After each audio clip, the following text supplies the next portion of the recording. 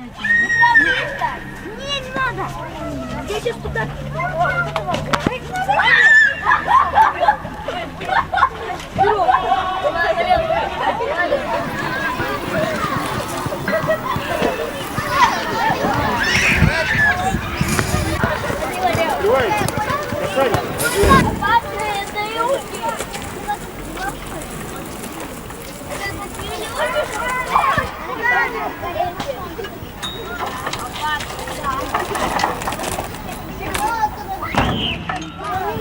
Скоро уже 1 сентября, начнется учеба. В школу-то хочется? Ну, папа, в школу-то хочется, а учиться не очень. Это как так? Ну, понимаешь, еще лето, погулять хочется. Ну, а вообще по школе тоже хочется походить. Знаешь, какая у нас школа красивая изнутри и изнаружи? Да, школа у вас красивая, строители постарались. Молодцы. Папа, а у тебя на заводе красиво? Очень. Хочешь посмотреть? Конечно, хочу. А еще про тех первых строителей завода, о которых ты мне рассказывал, помнишь? Это было очень давно, сразу после Великой Отечественной войны, в 1947 году. А хочешь, мы поедем на завод, и там я на месте тебе покажу и расскажу про первых строителей. Заодно и красивые места посмотрим. Да, конечно. А музыку в машине будем слушать мою. Инспектор. Поехали!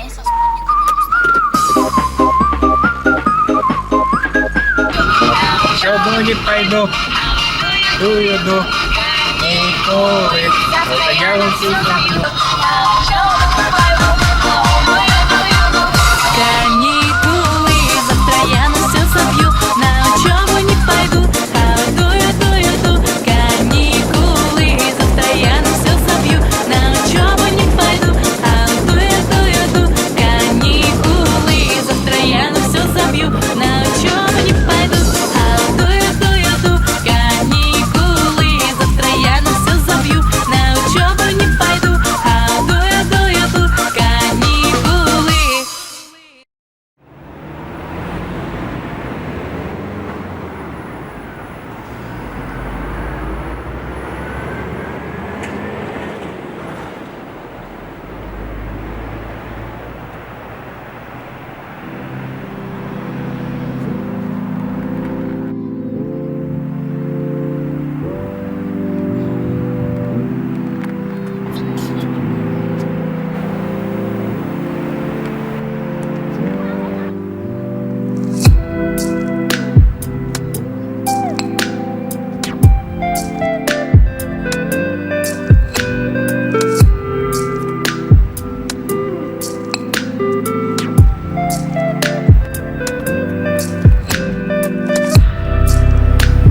Ну вот видишь, как тут красиво. А это заводоуправление. А ты тут работаешь?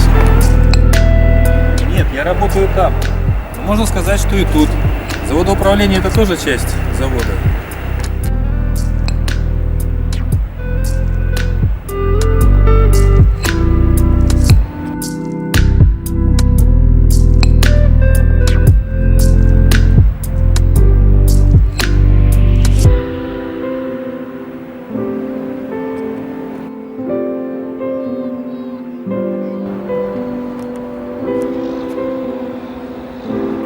Этот памятник поставили первым работникам завода, химикам-основателям. Папа, ну ты же хотел рассказать о первых строителях, которые строили этот завод.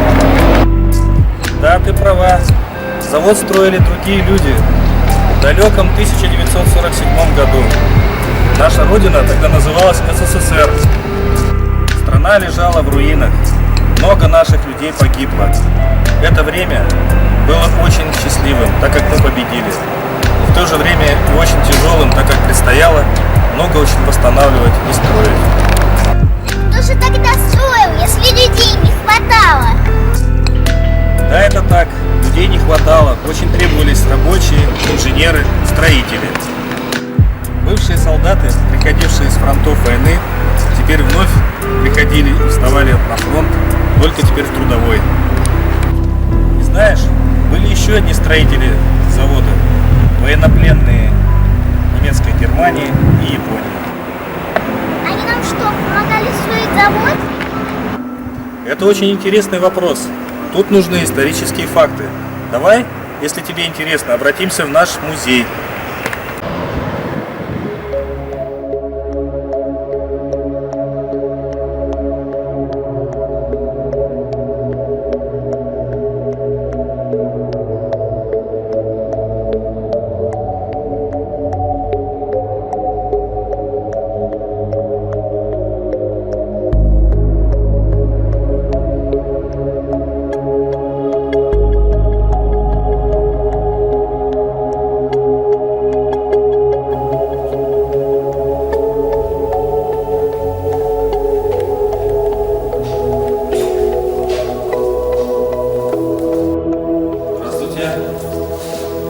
Меня зовут Александр, это моя дочь Ярослава.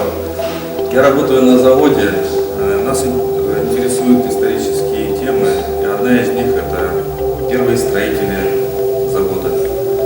Хотелось узнать, как они жили, как работали, в общем, все об этом времени. Меня зовут Илья, я заведую музеем истории трудовой славы КАО «Азот». Конечно, о истории нашего предприятия «Азота», тогда он назывался Новокемеровский химический комбинат, сохранилось большое количество фотоматериалов, документов о истории предприятия. И, конечно, мы знаем о наших первых строителях. Это правда, что на строительстве завода работали немцы и японцы? Да, это так. У нас в музее есть материалы о начале строительства завода, есть свидетельства о том, что наш завод строили в том числе и военнопленные немцы, японцы и венгры. А все этой истории мы можем узнать через систему государственных архивов Российской Федерации. И в частности мы работаем с архивом города Кемерово.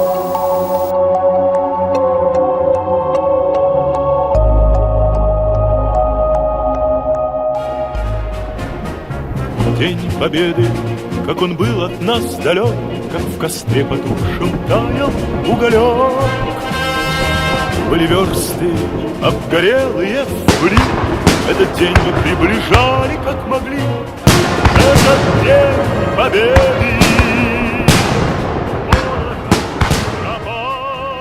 Май 1945 года. Столица нашей Родины Москва салютует победе советского народа в Великой Отечественной войне. Страна Советов встает на рельсы широкого созидательного труда. Руководство страны всерьез озабочено послевоенным развитием СССР и восстановлением разрушенного войной народного хозяйства. Государственный комитет обороны принимает решение о строительстве Новокемеровского химического комбината. Именно в это время на территории Заводского района города Кемерово, недалеко от уже работающего производственного объединения «Химпром», создается и обозначается строительная площадка будущего флагмана химии Кузбасса. Начальником строительной площадки НКХК назначается приказом Народного комиссара Василий Никанорович Сысоев. В эти трудные послевоенные годы на строительную площадку со всех концов страны шли составы с оборудованием, иногда в сутки до 120 вагонов, где находились радиаторы, рельсы, аппараты, компрессора, фланцы, арматура, электрооборудование, кабели, трубы, приборы. В октябре 1947 года выходит постановление Совета министров номер 5333, согласно которому утверждается проектное задание по развитию Новокемеровского химического комбината следующих направлений: аммиак, азотные удобрения, капролактам. Директором комбината становится Иван Федорович Лисичкин. Для строительства предприятия тяжелой индустрии, объектов социальной сферы, инфраструктуры, дорог требовались большие ресурсы и прежде всего людские силы. Но кто будет строить? Потери советских людей в войне были очень значительными, и город Кемерово был не исключением. Было очевидно, что своими силами с поставленной задачей не справиться.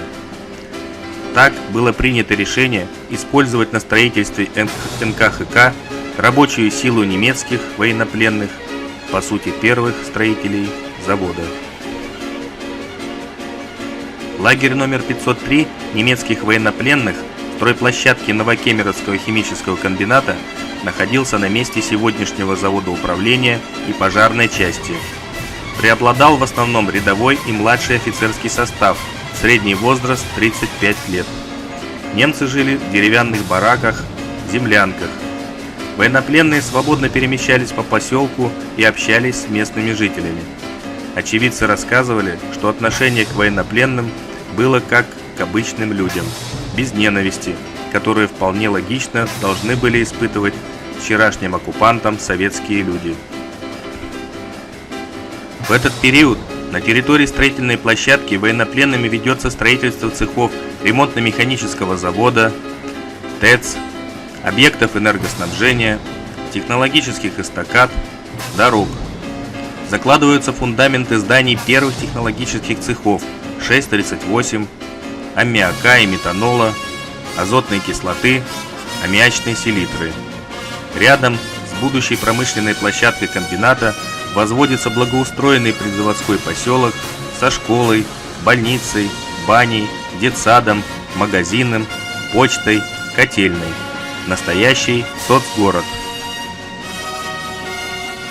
С целью вовлечения военнопленных в антифашистское движение с 1947 года начинается широкомасштабная политическая, воспитательная, культурно-массовая работа. Демонстрировались советские фильмы, создавались общелагерные музыкальные, драматические кружки и агитбригады. Действовал радиоузел, работала библиотека. И все же, несмотря на все меры, кардинально улучшить медицинское обслуживание, как и питание, властям не удалось. Причиной тому был в том числе экономический кризис в стране. На 1946-47 годы количество больных дистрофией составляло более 60% от общего числа больных. В лагерях сохранялся высокий уровень смертности.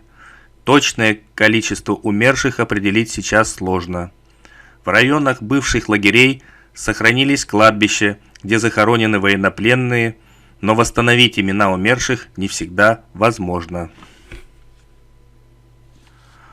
5 мая 1950 года в советской прессе было опубликовано сообщение ТАСС о том, что Советский Союз полностью завершил репатриацию немецких военнопленных. Лагеря для военнопленных в Кузбассе постепенно были свернуты. Лагерь номер 503 сыграл заметную роль в развитии экономики города Кемерово.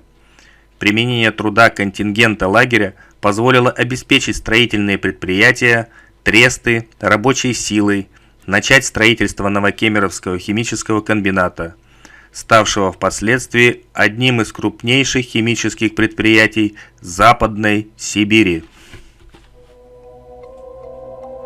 В настоящее время правительства Российской Федерации, Германии, Японии взяли на себя обязательства по сохранению и уходу за военными захоронениями.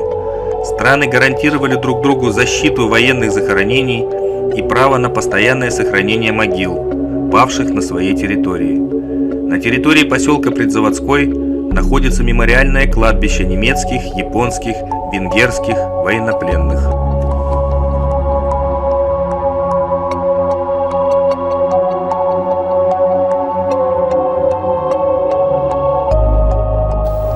Спасибо, Илья, за интересные факты. Ярослава, а тебе понравилась эта история? Если они тут жили, работали, то, наверное, многие тут умерли. А знаете, на территории поселка Предзаводской есть мемориальное кладбище немецких, венгерских, японских военнопленных из той эпохи. И оно музеифицировано, и в 1992 году по решению правительства Российской Федерации, правительства ФРГ, правительства Японии, данное кладбище получило статус мемориального. И каждый гражданин города Кемерово свободно туда может посетить и приобщиться к послевоенной истории. Ну что ж, мы обязательно постараемся посетить эту мемориал. Можно мы еще раз тут посмотрим? Конечно, смотрите, знакомьтесь с историей Азота. У нас в экспозиции есть что посмотреть.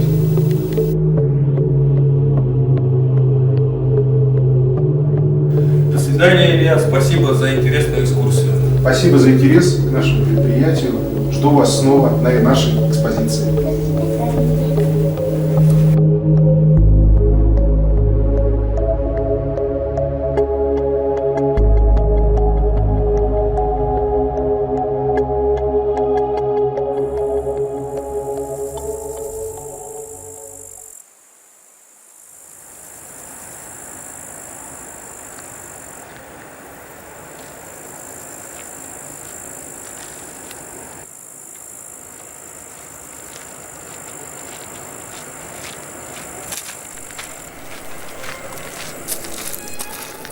Папа, мне кажется, я слышу музыку. Да, я тоже, мне кажется, слышу.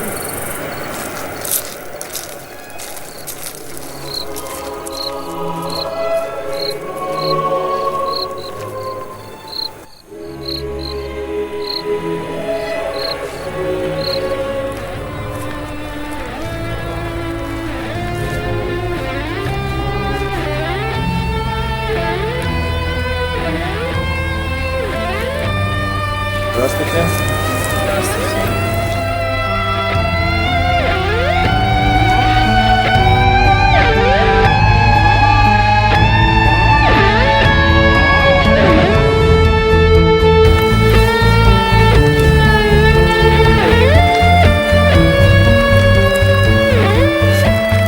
Папа, почему мы чтим память этим людям, то есть военнопленным?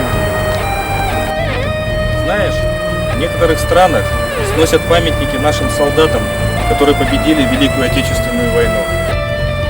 Ломают не только памятники, пытаются переписать историю. А ведь история – это то, что мы с тобой видели в музее. Факты, документы. Одним словом, это правда. Ее нельзя забыть, она в наших сердцах.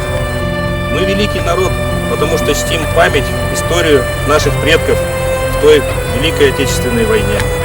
И даже тех людей, которые с оружием в руках пришли на нашу землю, стали военнопленными и впоследствии работали, строили заводы на нашей земле.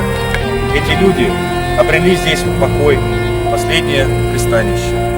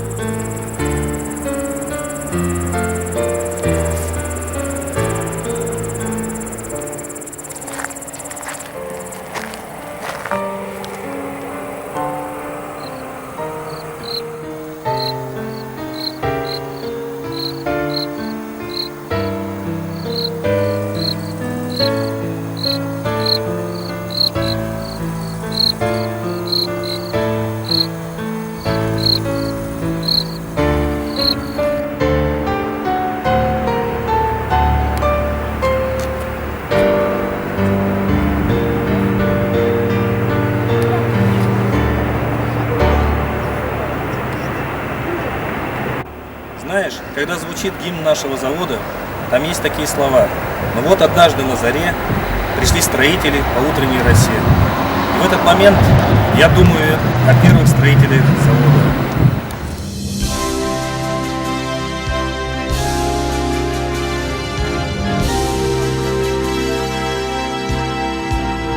Когда-то здесь, на пустыре, росла полынь и лебеда, росла везде. Но вот однажды на заре пришли строители по утренней росе. Было трудно подчас, было все в первый раз, но мы верили все, большая химия нужна стране.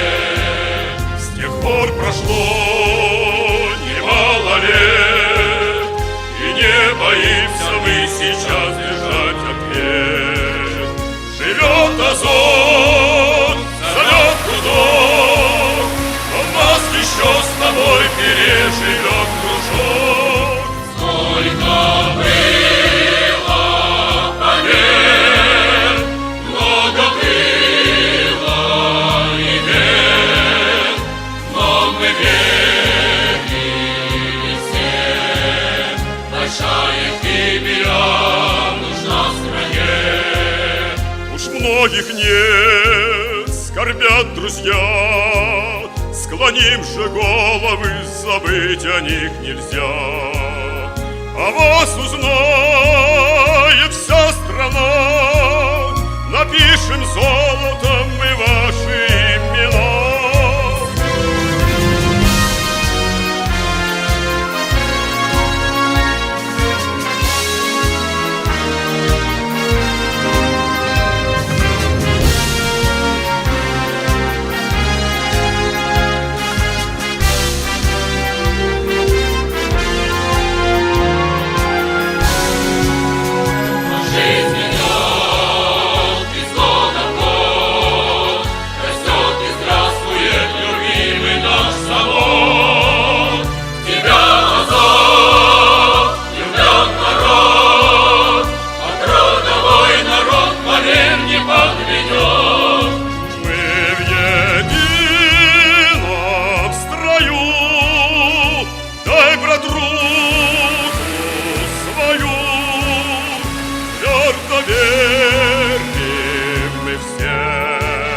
Большая химия нужна стране. Мы в едином строю, дай брат руку свою, твердо верим мы все. Большая химия нужна стране.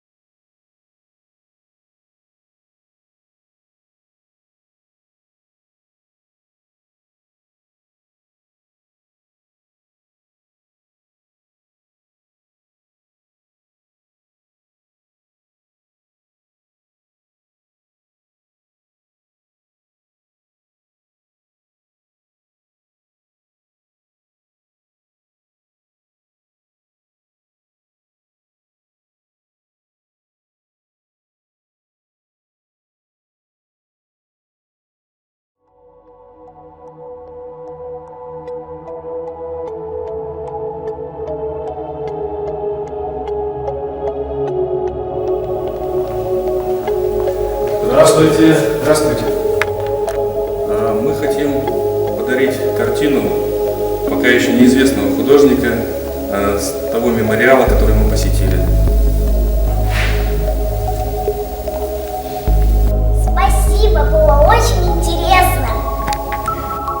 Большое спасибо за интерес к теме строительства комбината и большое спасибо художнику за картину. Мы обязательно ее добавим в наши фото.